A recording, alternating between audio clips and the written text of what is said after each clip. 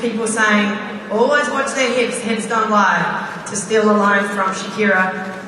The hips don't lie, people. So, we've always heard that defensively, and I think in the last couple of years of thinking and really trying to analyze and break down dodging and taking it to the cage, it's something that I've been thinking about a lot. Knowing that our hips don't lie, I think was the first thing in understanding when we approach the cage and the kind of dodges we're going to make when we come from the cage. Start with lining up the sail. So one of the things that we want to think about is as soon as you have the ball in your stick and you're looking to take it to the cage, is setting yourself up to be able to take on your defender to get a good dodge on her and then get a good shot off on cage. One of the things I typically see people do, and I think we don't do a great job of it, some of our younger players, so when we approach, I see a lot of people who take a ball, and when they take it, they'll instantly turn their hips out and away. Their hip orientation turns out and away. What you're technically doing there is you're not dodging to the cage. So I see players approach, and then they'll go to dodge, and they'll turn on the fan. Dana's able to get on my hip. Right now, I'm heading this way. I'm going east to west. I think one of the things you want to think about is your approach at your defender. The way I like to teach it to my players is you want to orient yourself to start going north to south. You want to get your hips facing the cage. So we want to think about space. We want to open up space. I don't want to be making my dodge at the point where I approach Dana and now I decide to make my dodge. The first thing I want to do is think about space. Once I've got the space idea down, I'm thinking about lining myself up a path to goal. So no matter where I am on the field, and we're going to teach majority of this and look at it from the touch Dana with my space, I want to make sure that my hips are going forward. And at no point in my dodge do I want to be turning and completely opening my hips out east or west. As soon as I do this, Dana steps in and she's able to ride me out around the top of the fan. So I want to make sure my hips are going straight. I want forward motion in the things that I'm doing. So I really want to approach the goal, kind of a systematic approach, where as I catch a ball, I think one, create space on my D.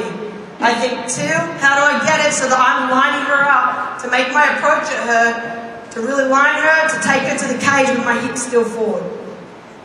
And then it's getting by her. The next step of this is really selling your dodge. So you've lined up your sail, your next step is selling the dodge. And we're going to go through just a couple of things. I know for myself, I think the biggest thing I ever learned throughout my whole earlier college career was how to stutter step. And a lot of your players are learning in this now. A good stutter step will freeze your defender's feet and they won't be able to stop you. So as I approach Dana with a stutter step, it's a series of quick little steps where I keep my hips forward and I make moves where Dana gets off balance. So as I approach her with a stutter, make a series of quick little steps, she leans, and I'm making my steps by her. So stutter step is something that I think is really valuable. I'm going to square her up. I'm going to run at her. I'm going to make my series of quick little stutter steps. Now the idea here is if I want to go stick side, my last step on my stutter wants to be with my left foot.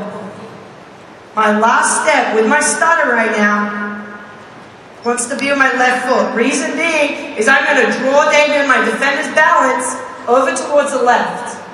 She's going to think I'm going left. My next step is going to be with my outside foot. And I see this is where a lot of players go wrong.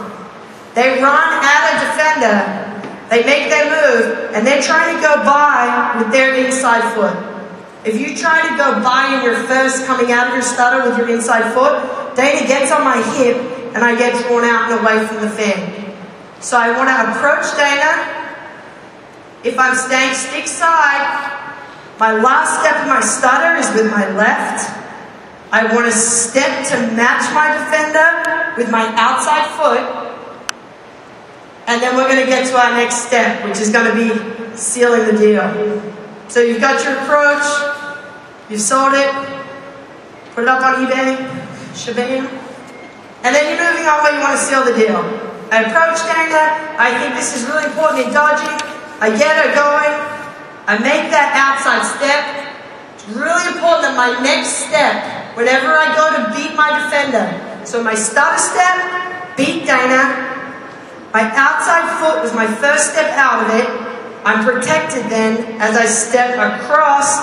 Now when Dana turns on me, she's riding my back the whole way in. So as I approach her, still forward, inside foot step, sealing off. She's on my back now, sealing the deal, and then incorporated into that is where my stick position is. I see great players in college who have a naturally awesome stutter step. They run in, they beat players, and they get the infamous, the awesome move coming out of there, and they get checked. How'd that feel? That was the first time that ever happened. Well, we got that one on camera the first time I checked it out. Yeah. Alright, so as we approach, we're making that quick little move. What I always tell my players is I'm from the outside. As I approach Dana, my stick position is actually not high.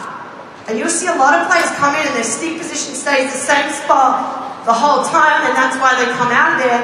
Very predictable for your defender. Dynamic dodges, as they approach, I'm going to come in with my stick low. Yeah, just like that. And that's why we want silver. So I'm coming in, keeping my stick low. My move is here, between my body, off my hip, so that as I come out of there, I'm protected. As I seal off, I go, and on the seal off, and I think this is the really important one.